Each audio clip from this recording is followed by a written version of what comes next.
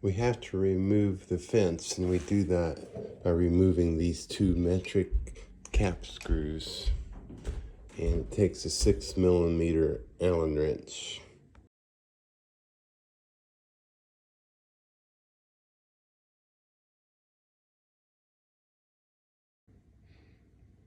Next, we have to remove the back panel so we can get to the belt, and it takes an 8mm socket. I was able to pop the belt off the pulley without loosening the motor using a screwdriver. So now we can get this belt off here. Looks like we have to take this big casting off too, with these two screws and these two here, in order to get to the bolt that holds this bearing block. It takes a 17mm wrench to turn the bolt head that loosens this bearing block. Should be the same on both sides. Well, it turns out it was a nut and washer down in here, and now I see that that's just a stud, and just need to lift it straight up to get out. I was able to loosen these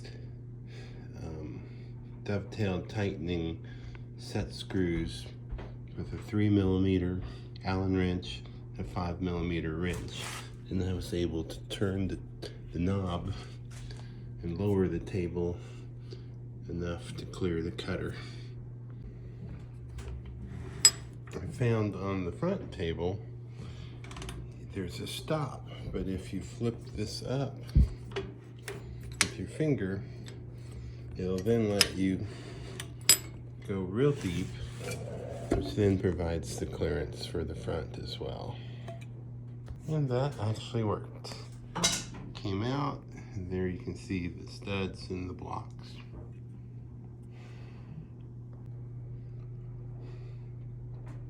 Looks like the 3mm Allen wrench also fits the set screws for the pulley.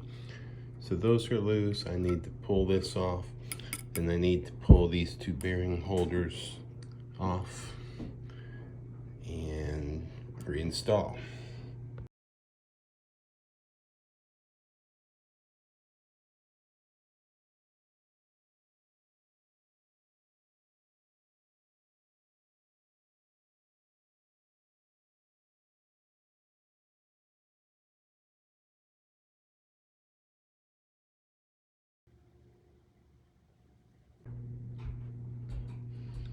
Well, the bearing supports went on with gentle taps and slid right down in place.